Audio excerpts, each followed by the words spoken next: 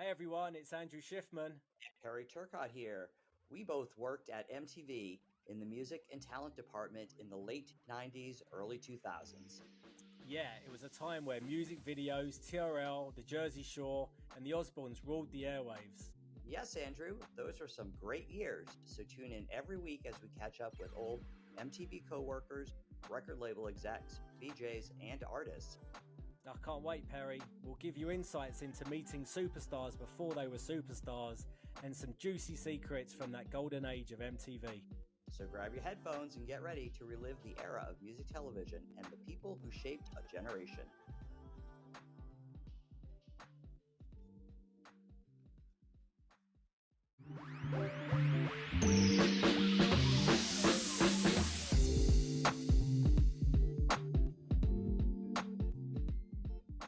Welcome to the Music Lounge. How you doing? I'm doing great, Andrew. How are you today? Good, very good. Happy to be here. Today's guest is someone I know really, really well. We go back a very long way. I think even maybe prior to both of our times at MTV, but we'll probably talk about that a little bit later. Our guest today is Raquel Bruno. She is the former talent director of MTV Radio and currently the CEO of Drive Entertainment and Thrive with Drive. Welcome, Raquel. It is so Welcome. good to see you. And yes, we know each other from the days of even Club USA. There's a story behind that.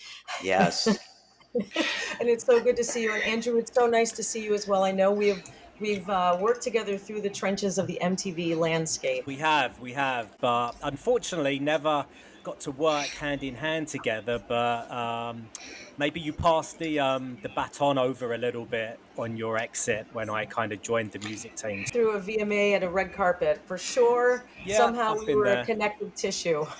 Exactly. Good to have you on. Thank you for Yes, being here. thank you for doing this. We appreciate it. So let's jump right into it. So I know you as a huge music fan, and you're currently a Twitch DJ, DJ Aviva. Talk a little bit about your love for 70s and 80s classic music. Where did that come from? And was getting a job at MTV Radio your dream job? Yes, I'm going to try to make this a quick, condensed version of my story. But actually, the house I grew up in is the house I'm in right now. And this is, I can't really see it, but I'm standing in front of my 1200s. I've been collecting vinyl since I was born. I mean, literally, I grew up on a recording studio floor. My parents are musicians. My uncles all play with Frank Sinatra. If you watch The Godfather, you could see my Uncle Sam playing upright bass in the wedding scene. So I was a musician's kid from day one. My mom's a jazz singer, dad's a songwriter. So once it's in your system, it doesn't ever leave you. And then you want to couple that along with the fact that I saw the very first video, the Buggles, video killed the radio star, literally right here, and you can't see the den. Like, I remember the day that MTV was launching, and crazy enough, we were lucky enough to have it because I live in Bergen County, and we were lucky enough to be one of the affiliates that were able to actually launch it. And there were some people in town. There's I talk about, like, there's Dion Lembo, Jerry Lembo, here's their dad, big promo guy. So there's a few people that were starting to wear like MTV stuff. I'm like, what is this MTV thing? Now, mind you, I think I'm not even 10, maybe I'm 10, right? I'm aging myself, but I just was in awe from day one watching, because I would watch like Casey Kasem. Side note, my mom dated Casey Kasem, which is a whole other story. And I laugh and I'm like, are you sure he's not my dad? She's like, your father's your father. Brooklyn girl. But so I grew up loving music and listening to it all the time. I listened to all their vinyl. My dad has been a member of NARAS since he was actually the 7th member in the New York chapter. So I was always surrounded by it. But then to actually see it come to fruition with music being on screen, I mean, I was obsessed. I would sit in this room right here, funny enough, and spend hours upon hours. My parents, I think, understood that music was a big part of my life. So in essence, I knew I wanted to work at MTV. It was such a part of my DNA, and I had to get there. So what did I do? I found a way to go around the way, and I started working at Nickelodeon, intern there. then went and Nick at Night, launched TV Land, went to VH1 for a year, Perry, which I know you and I essentially really met there. But and I always knew I needed to have my eye on the ball to get to MTV, and I finally did in 2000, and I was there from 2000 to 2005. Again, huge thanks to Perry, because Perry was working, running and doing a lot of stuff with online, and also very much a part of the MTV radio zeitgeist. And because we had known each other and because we were friends, he put my name in as well as Brandon, and the rest is history. So I owe Perry a lot. I say this all the time, but I want to officially say that because he really, in essence, helped me live out my dream. It was a job that I had gone for, oddly enough, 3 years earlier. And I didn't get it because I didn't have a quote unquote enough contacts, even though I had been running Aqua Tool, which is a zine that I did. And I was still involved with talent at Nickelodeon, working with John Ritter. But it was the second time around when I came in for an interview. And because I was like, all right, I don't want to work at VH1 right now. I need to figure this out. I'll get to MTV. And I went in for like a PA job. And Michelle Roberts was like, I'm sorry, you're overqualified. We actually have not put the job up yet, but we're looking to replace because someone's leaving. And it was the job that I wanted 3 years earlier. And that was talent director at MTV Radio. So that's my long winded story, but it has been a part of my love and my life since as long as I can remember. Well, thank you so much for the kind words. It's very much appreciated. And listen, I don't think that there is a better person to have gone into that job, because you took it and made it something bigger and better than it was. My kudos to you. Hats off to you. So thank you.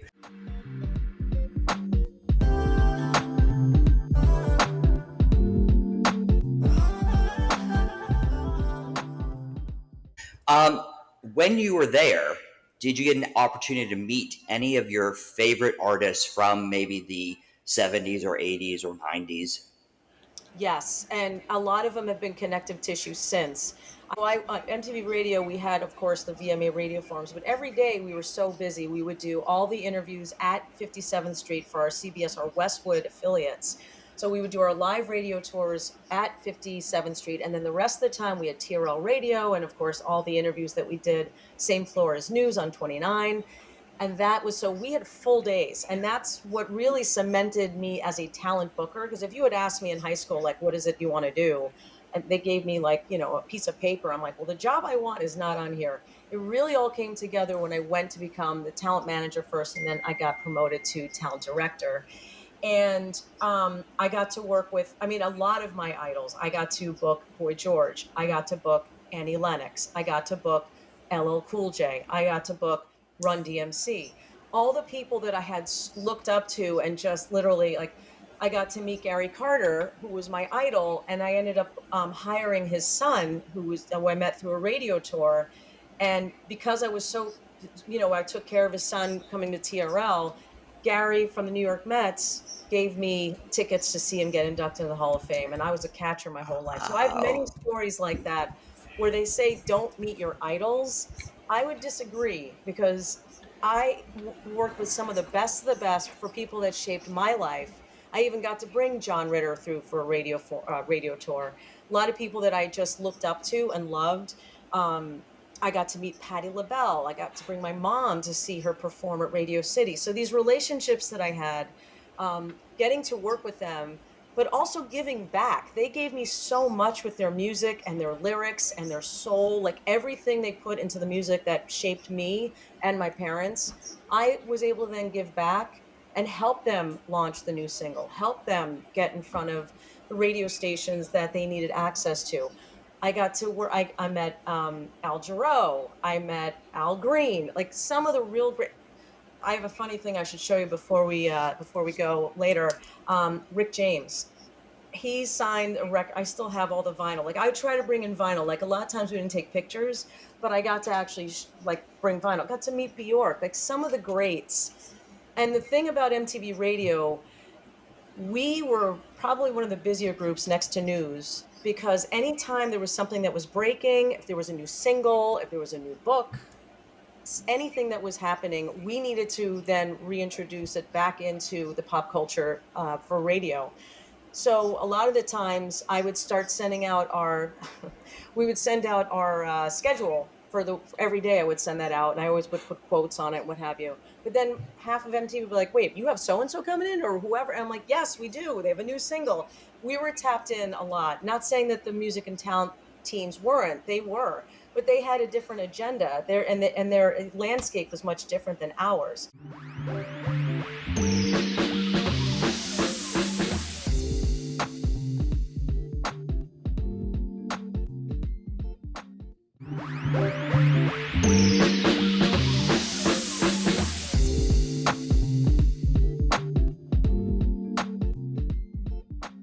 Loved what you were saying about working with some of your idols and you were giving back. To me, someone that's super passionate in this business, you really want to give back. You want to present opportunities to artists, and it goes beyond just the 9 to 5 job. It's the culture that you're living in. So I respect that. And during your time at MTV Radio, really the peak of the TRL days, and I think with your bookings, you were much more on a current cycle versus the music and talent team was more like long term. So explain to us about the radio job and how it got broadcasted. Digital was still kind of Starting, and if it was syndicated on any traditional radio stations as well. Yeah, so Westwood One was our partner. So we had a couple of partners. So we had Westwood One, and we had at least, I can't remember how many we had cleared at that point, but a lot of the time, so we would send out our news via, we would send it with clips along with text. And a lot of the times, like even Howard Stern would pick up our news feed from that. So we had Howard, we had stations all over the place, like at least 150, if not more, in different genres too. So remember, I was booking, we were probably one of the busiest departments. And I can honestly say that. I would say we'd had everywhere between with radio tours, TRL coverage, and all the rest of it. We could have been anywhere from 15 to 20 interviews a day. We had a lot going on at any, and so there were a lot of my producers, I got to give credit to them. They were running busy and they were covering for other people. We were also, side by side with news. We were side by side with international. We would always help them out. And because I was such an aggressive booker, and when I say that, I mean, it's because I knew how much we needed to put out there. Westwood One was our affiliate group for all the terrestrial radio stuff. And then we worked closely with Sirius or XM at the point. And we also ended up doing that, which came out of 1633. So we would have, let's say, Madonna, when Madonna was, had the book, that was the first time, I think it was beginning for me, where I'm like, okay, I booked Madonna. I don't know where I go from here for audio. And, but we would have someone coming in, Suge Knight, Run DMC, someone, and we would basically figure out, okay, we have a half hour or 40 minutes. We got the first 10, we'll do a radio and some radio drops, then we'll do news and what have you. Or we would borrow from news or whoever was the lead and or had the good relationship also with talent. There's an ebb and flow with who you assign to the talent along with the needs. And we had a lot of needs at that point. We had TRL radio. We had a lot of drops we needed to do, plus getting into the meat and potatoes of the actual interview. So between terrestrial radio and satellite radio, we had two things happening all the time, every time. Plus we had all different genres. So we had Meredith that was running rock and modern rock. We had Curtis Waller, who was running all things hip hop and R&B. And then we had Jeff Cornell as our producer for all things pop. And they were all interchangeable though too, because they were so talented and their skills were so sharp that I could put them on a carpet, at spring break on a mountain for snowed in, and they would still be able to jump up on their feet and be able to execute an amazing interview because they were so skilled at that point, because we were literally doing it every day for hours.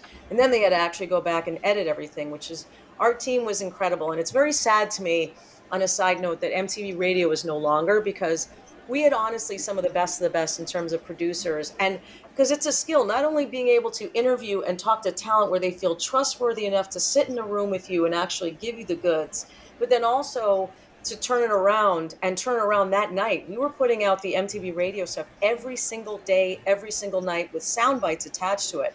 Our PAs, our interns, it was a well-oiled machine. So to see it no longer be in existence is very sad to me. And of course, on the satellite side, we had John Gill and Evan Levy and Kim. We had a lot of great people over there. So shout out to the MTV radio team. But we were able to really give a platform. And not only was it music, I was also having them cover movie stuff, which Jeff Cornell did a lot of that as well. I had Milos Forman come in. Amadeus was one of my favorites. So when there was like the DVD was coming out on Amadeus, guess what? I was going to book Milos to come in. So some of my idols came through not just the traditional music side of things. We had directors, we had music directors for videos, Hype Williams. We had a lot of people come through the doors at 29. It got to a point with security that they would get my schedule every day because they were like, you got to tell us who's coming in. It's just, we have to keep an eye on it because you guys are super, super busy. And then while that was going on, we also had a team that was going down to TRL to try to capture everything that was happening. That was an exciting time because we were never stagnant. That was the Yeah. thing about MTV Radio. We always were moving and we had some of the best content. And I still to this day wonder who has all of our content because there's some real gems that we captured. Yeah, we always think about that with the news of MTV News going away. But I mean, at the early 2000s, radio was at its peak. It couldn't have been bigger. Streaming hadn't really caught on. Today, it's a little bit of a different story. So, you going out for MTV Radio, I can imagine you hardly had any pushback. You probably got anything that you went out to pitch or a request to book an artist. Was everyone just for it? Yes, most of the time they were for it. We also had relationships that had been built through the years, like Curtis Waller had come from radio before. So there was already some history and some shorthand with a lot of artists. I remember when he came in and literally threw down a DVD and said, I think it was a tape, and he said, I need you to book this person. I went to her showcase and she's amazing. And that was Alicia Keys. Wow. So, we were one of the few folks that literally would go, and we were out every night. Not only were we like living and breathing all the music that was happening when people coming in, we were also like, I was out there going to at least 4 showcases and shows a night, meeting up. I remember seeing when Diane, who you had on, she, brought us to see Fisher Spooner for the first time. Like some incredible moments and shows that you get into that adrenaline of seeing so many bands. And like when we hit COVID, I was depressed because I had been Yeah. so used to seeing shows. Even when I wasn't at MTV, it still kind of carried over with you because you want to have some goodwill with people that you love and you want to support their bands. So we did a lot. MTV Radio did a lot, and it was hard to break some barriers. There were some artists that you just were never going to get because they just didn't do a lot. I remember standing there trying to get the White Stripes forever during like the VMAs, and I'm like, I just need 5 minutes, and I think we ended up getting them for 5 minutes, but. It definitely took a couple times, a couple of album cycles, a couple, for them to build it up.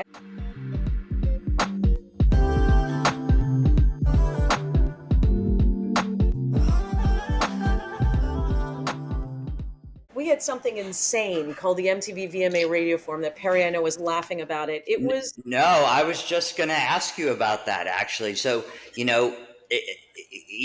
obviously the VMAs is the biggest event at MTV of the year, but the radio forum itself was a beast that you had to control actually. Mhm. So explain what it was and what it was like to work at, and any fun or interesting stories from that event. So I didn't have a summer for 5 years at all. We were a mighty crew, but there were only about 5 of us in the department. That my focus was booking that and the VMA Radio Forum. A lot of the times, everyone thinks, oh, they're all going to be in the same room. We'll just get them done.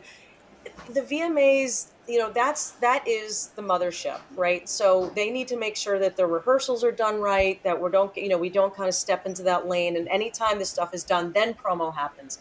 But I have to tell you, some of the greats of the promo folks that we dealt with, the David Nathans, the Michelle Welches, the Diane, like all of that, both Dianes, Lou Robinson, they always made sure that radio got what they needed. And I love that they did that because they were wearing both hats. They knew that video was where they needed to be, but they also said, I can't keep my eye too far away from radio because this is where we know our next singles are coming from.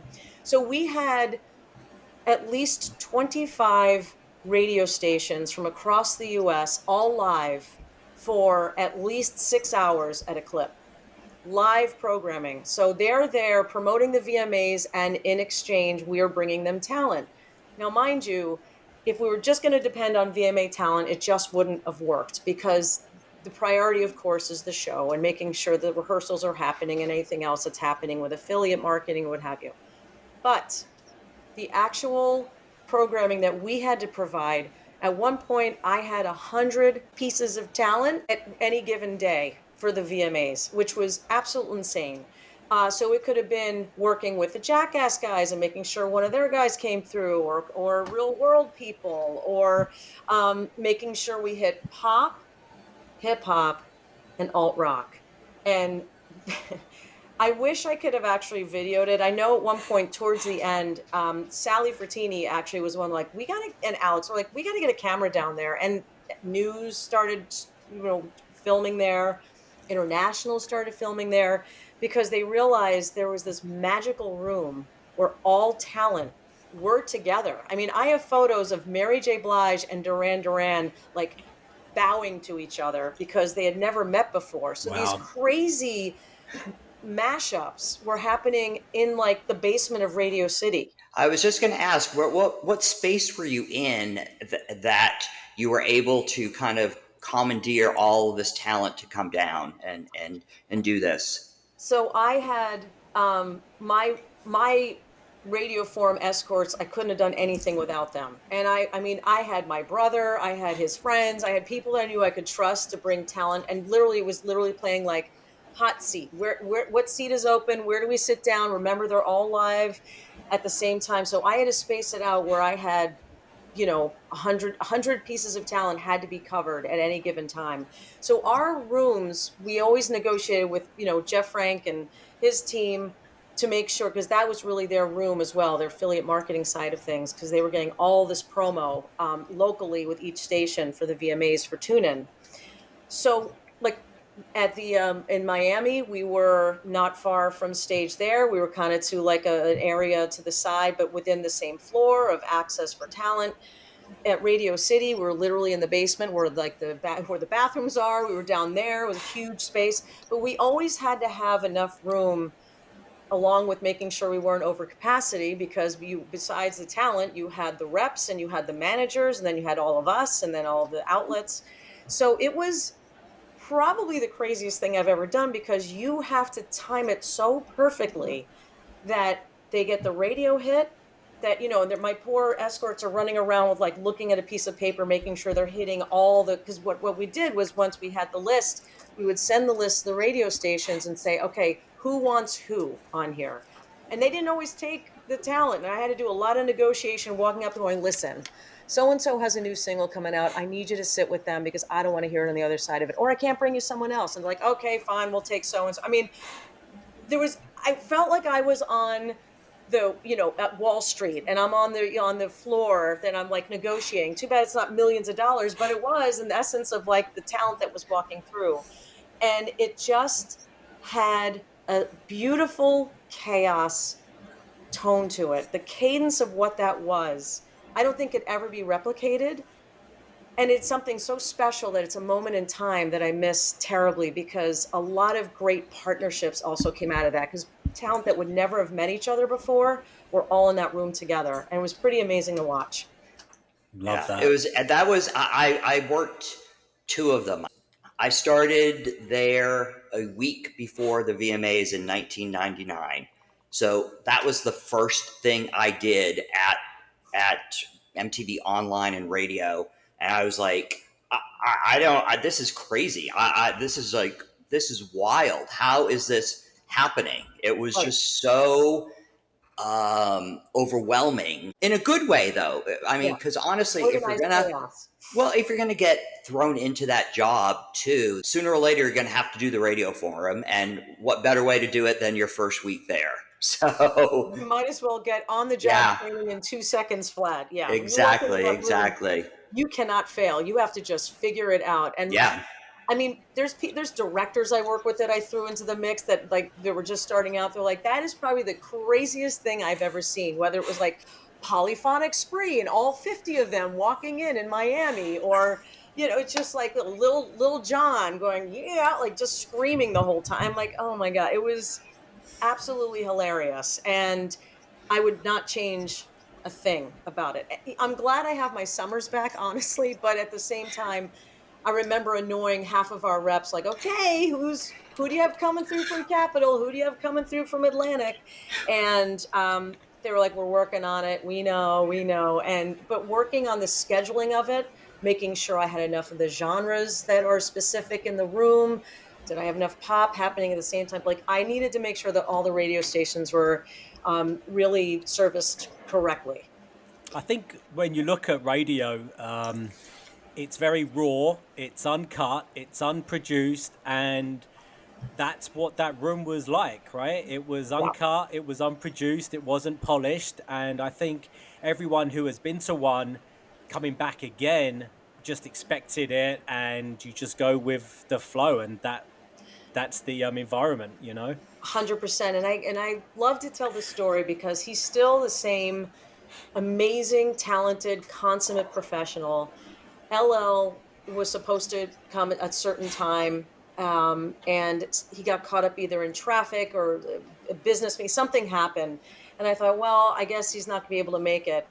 Not only did he showed up about an hour or so late, but not only did he get there and made sure to be there, but he actually stayed an extra like 45 minutes to make sure he hit every single stop that was required of him. And there's been many talent that's like that.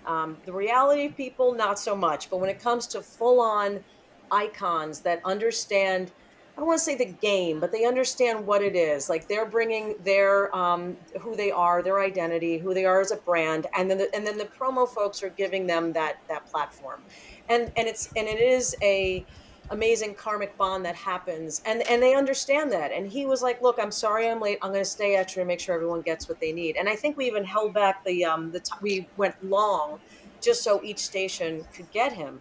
I mean, it's moments like that, like Duran Duran, when they were getting their Video Vanguard Award, they made sure they stopped at every single stop. They understood that radio was important and promo was important, and hitting, getting the international and all the places that have made their careers what they are.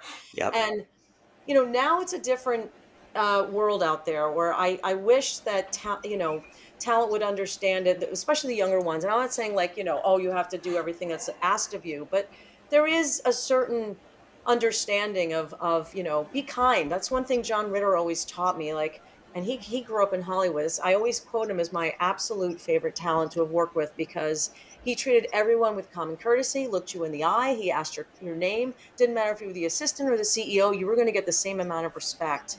And there's a certain amount of respect that needs to be brought back into the game, which I miss terribly. There's a lot, so much on our social medias and COVID.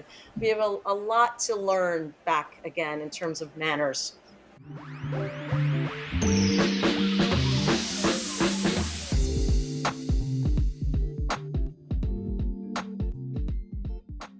We are going to segue right now to our little break in our podcast and do a little quick fire. We didn't prep you with any questions, but No, you didn't. do your best. Here we go. Favorite VJ, Carson or Damien? Carson. 70s or 80s dance music? 80s. What was your first album? My first full record was Rod Stewart. I made my dad get me Blondes Have More Fun, whatever the heck that is called. LL Cool J or Run DMC? Oh, I can't answer that one. I got The real- All right. The Real World or Jackass? Real World. And first concert? Mr. 1986, Jones Beach. I still love them to this day. Broken Wings will make me cry. I met my best friend at that show. She's no longer with us. Mr. has a very special place in my heart. Watched all the videos on MTV. Nice.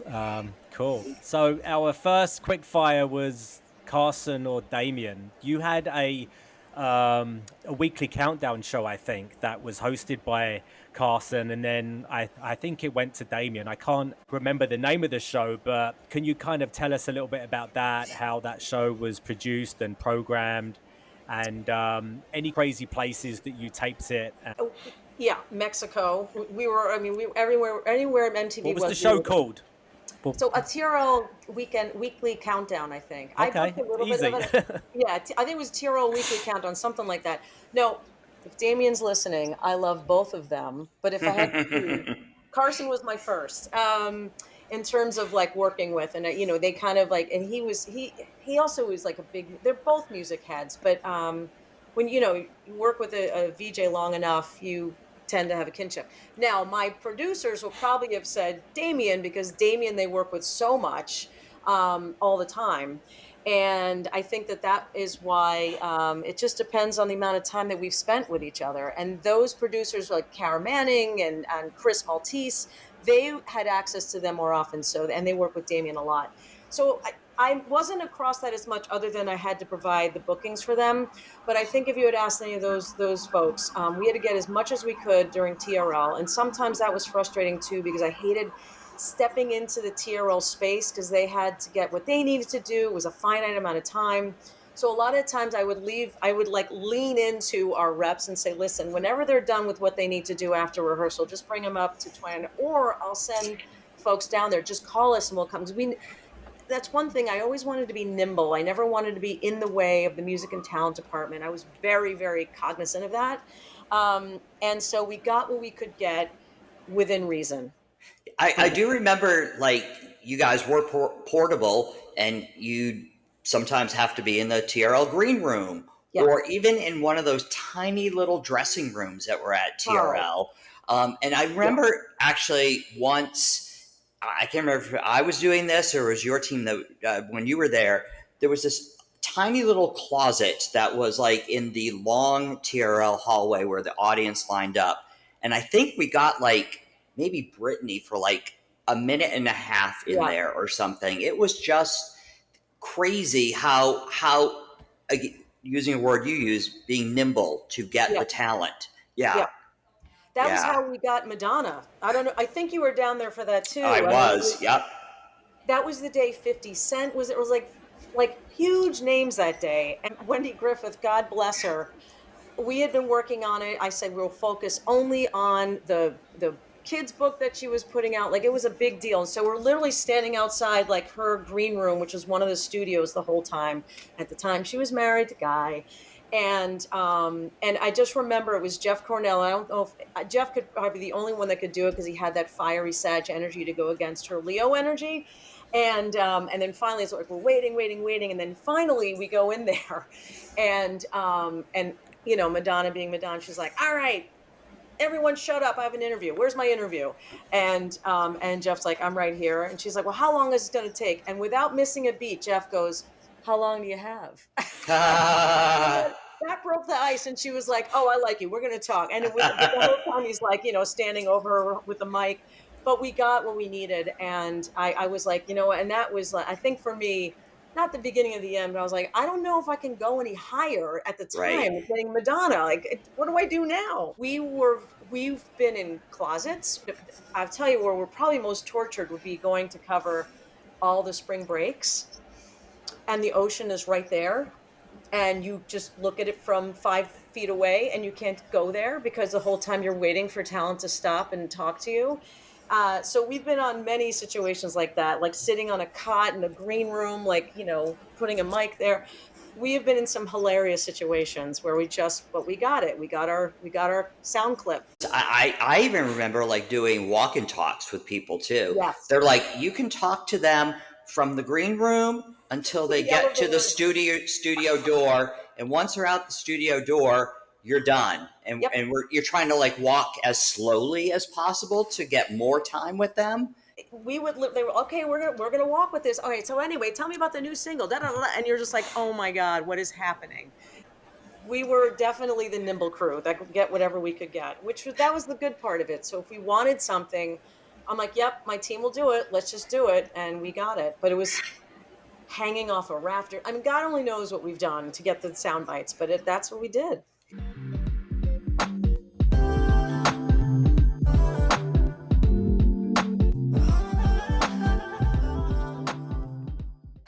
So you mentioned that you thought Madonna was probably the highlight of your time there, where you thought, you know what, I can't get any better than this. So then you left MTV, and is that when you started your own company? And what do you do now? How did MTV prepare you for that job? And have you stayed involved with MTV and MTV networks since you left? Yes, many answers to that. So it was actually, as I mentioned, Judd Nelson. It was the Movie Awards of 2004, and I was assigned. Robin Reinhardt had assigned me because I love the '80s, and she had signed me to the reunion of the Breakfast Club.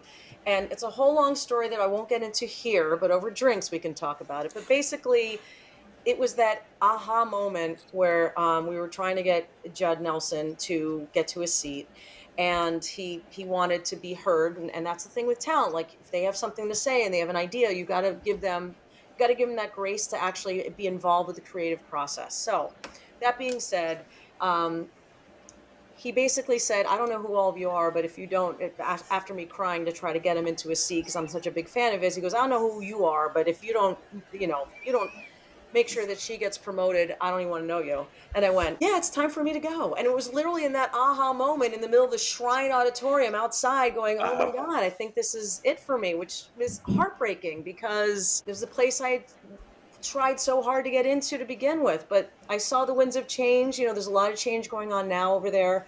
I saw it then. It was like, I think it's time for me to go. And actually, right after I left was when they had the first round of layoffs, which were unheard of. So it was time for me to go. And that's one thing I trust my GPS and go, all right, it's time for me to go. So I went to a small, not small, I went to another company for a little bit. And then I realized I wanted to produce movies. I wanted to do music. I wanted to do other things other than just being a talent booker. And it's not just being a talent booker, but I have to tell you, and anyone who is a talent producer and booker, Perry and you and I have talked about this. We are kind of the first ones to get blamed and the last ones to get thanked. And I always say this: without talent, there is no content. Without talent, there is no show. Without talent, there is no film. Yet there aren't a lot of protections for talent bookers. And so that's one thing I decided, you know what, I'm going to start my own company. I want to go into producing. I'm in the Producers Guild, but I'm known as a talent booker. So through the years, when I started Drive, one of the first big clients, I have to say, was someone I booked all of her talent. That was Ava DuVernay.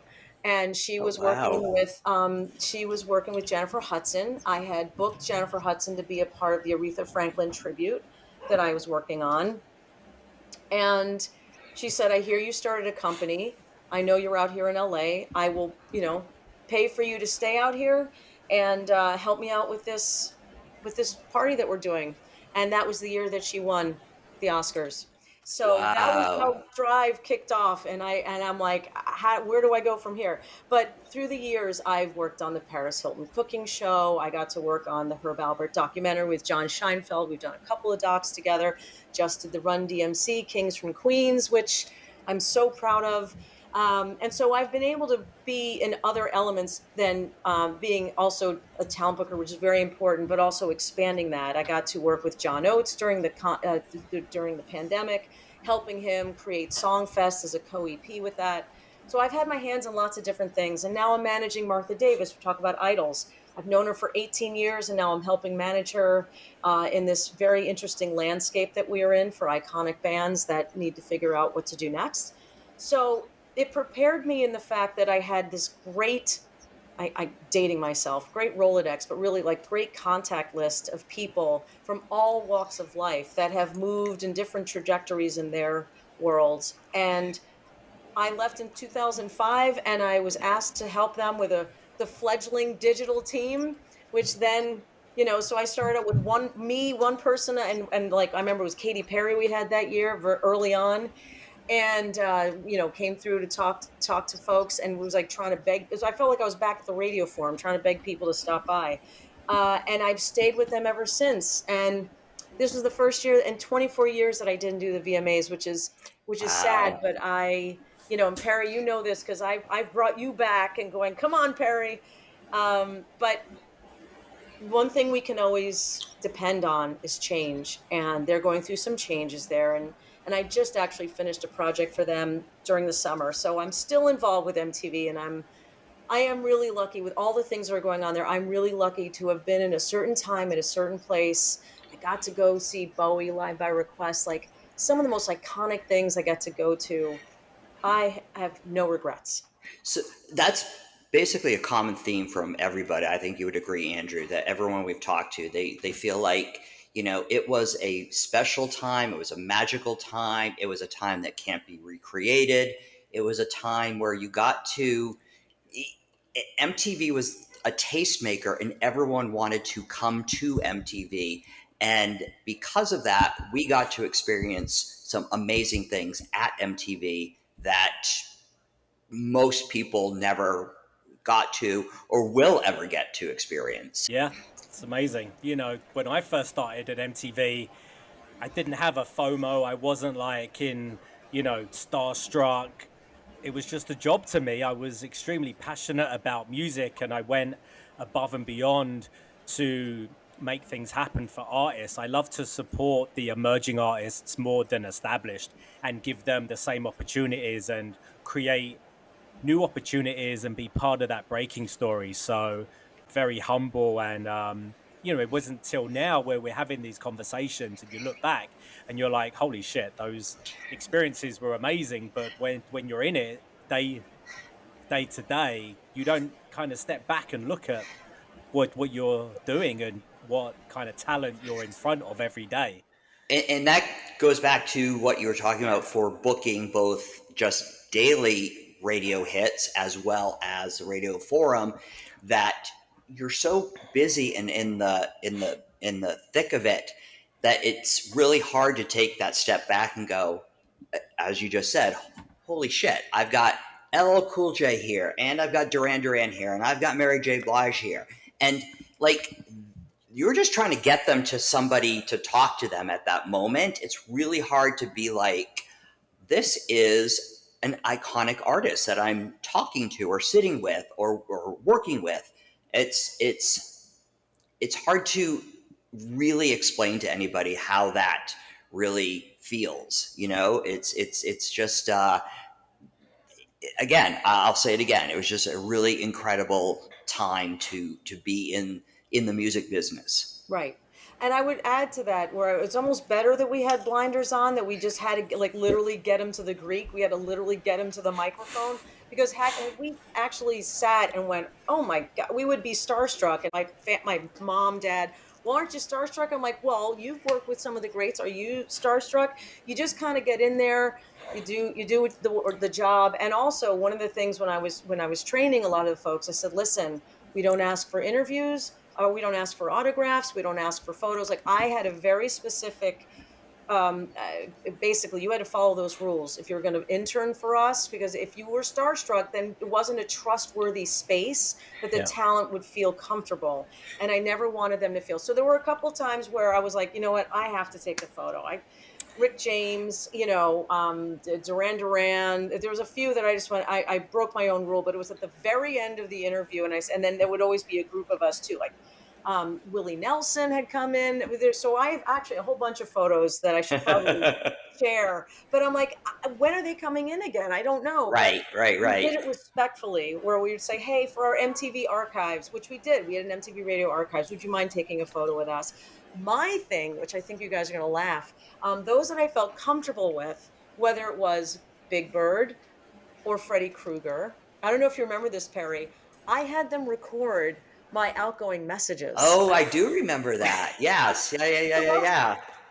So I was like, listen, I don't want a photo. I just want your voice. Yeah. And they were like, this is hilarious. And I have a few of those where there were people like, so when people would call me like, what? You have Big Bird? It was just very funny. But that was my way of going, like, having a piece of pop culture, living with us. And it also made it fun because people were like, oh, who's she going to have on this week? Right. Exactly. It seems like you were with every biggest artist ever.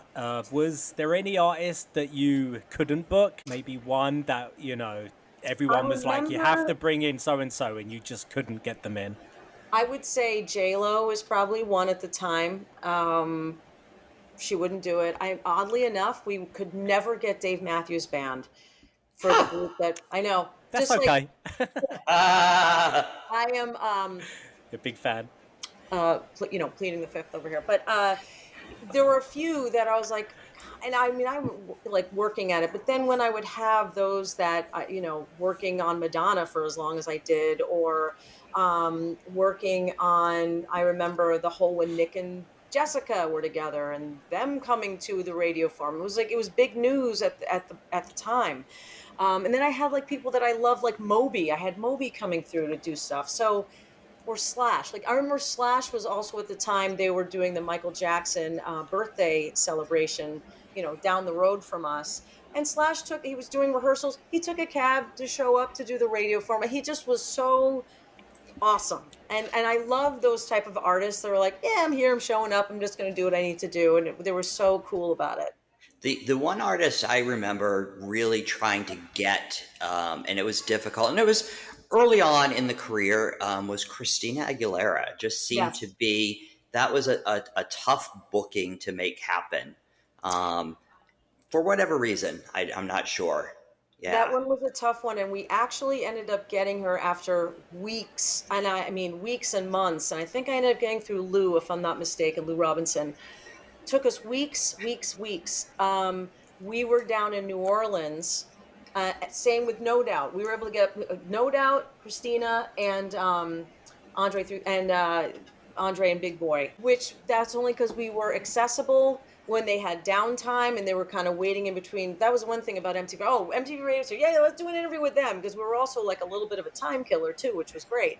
And I remember it was Jeff Cornell, and I had to talk to her manager. She needed to feel safe. I said, listen, Jeff is the best of the best. They met, and then we were able to do the interview there, and it worked out great. I think it was Jeff that did that one, if I'm not mistaken. And we were able to get her. We had a good, 15 to 20 minutes with her because she was not easy to get. You're right. yeah.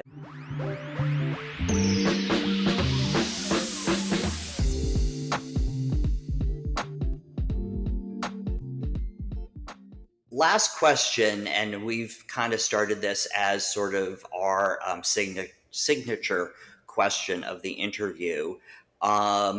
So, favorite, current, or past NYC concert venue and the best show you saw there? Just got goosebumps. I've seen so many. I was just talking the other day about, unfortunately, one of my favorites, the whole Jane's Addiction debacle, and I've worked with them. They're great. It's very sad. I remember going to the very first Lollapalooza, which was not New York, that was up in New Jersey, but I was at the very first one of that. But then I remember, I'm very sad that Roseland is no longer. Roseland was the best. I saw everyone from Queens of the Stone Age to Orbital there for years and years and years. I will also say I was a flyer girl as well as going to see 1,000 shows at Limelight. Now, Limelight was everything to me. You had, it's almost like being a little sacrilegious. You're dancing in a goth church, and it was amazing. So I was actually a flyer girl at 16, 17, oddly enough, for Tony Fletcher and Dave Kendall when they were doing their Wednesday communion nights. So I got to see a lot of great shows there, like Lords of Acid, Boy George, like you name it, probably Dead or Alive. I saw them all up there. I saw Morrissey there, actually. Yep. I probably was at that show as well. Probably. And then, I mean, there's so many venues. I loved going to, I always talk about the Tunnel. We're talking about like for clubbing at least. I mean, because I have all my concert tickets as well. Wow. Which is great. And then, there's so many of the smaller venues too that just don't exist. But, I even got to go to CBGB's, which was unbelievable, and got to work with some greats there as well. I spent a lot of my time actually when I was DJing all over the city. I spent a lot of time at Coney Island High, and you'd go there. In the back of the room was Joey Ramone because that's where he spent his time. So a lot of great artists came through there. So the list goes on for iconic places in New York City that I've had the opportunity to see. Continental's another one. I mean, there's just so many, especially for the young artists that were starting. We'd go to these great venues, the Bank. I mean, you name it, we were there. Mercury Lounge. Yeah. So I'm just really Irving Plaza, one of my Or- absolute favorites, and I'm glad that they still exist because I think that's one of my favorite venues to see a show because there's just enough room, the sound is good, and they're iconic. They're still standing. Great stories, Raquel. Thank you. I sorry if I spoke too much. I have just so much that like I have real passion for where we were. And I do need to give a shout out to Perry, which I know I've already done that, but again, we got to work with an icon and it was really Perry who brought it to us and brought her to us and said, you need to check out this artist. And us on the producing team, this is after I left MTV and I was a part of what I still miss to this day, being a producer for Drive for Logo New Now Next Awards. And it was a young up and coming artist named Lady Gaga. So Perry gets all of the credit for that. And we were on the producing team that said, yes, let's do it. And I talk about it all the time, but Perry, you had the vision. And that's the thing with these artists that we get to see and go, they've got something. And I remember being in the hallway of that show because I was wearing like my David Bowie Shazam Aladdin Sane necklace, and she had her lightning bolt across her face. And I said, take care of yourself. Just make sure you're always having self-care because you're going places. And she's like, oh, no, no. I'm like, and that was it. And that was it. I remember she was yeah. mad because her light, Yeah, wasn't yeah. working. It wouldn't go on. Yeah, absolutely. Well, thank you for that. I appreciate it. Very true. We Gotta give were. credit. I was very lucky to be able to say that I was there at the beginning with her. Yeah. Thank you for your time. We appreciate it. And getting back to you saying you've got a lot of stories, we've got a lot more episodes to produce. And thank you, Andrew. It's a pleasure to see you. Yeah, And great to talk to you. I'm glad you both are doing this because I think it's important to hold on to the lexicon of the incredible stories in history that really make up MTV and pop culture in general. And people love to sometimes focus on the negative, but we have been so lucky to have been able to be in those rooms that really made pop culture what it was. So I thank you for keeping those stories alive. Love it. Exactly. Thank you. All right. Thank you again. And we'll see you soon. See you soon.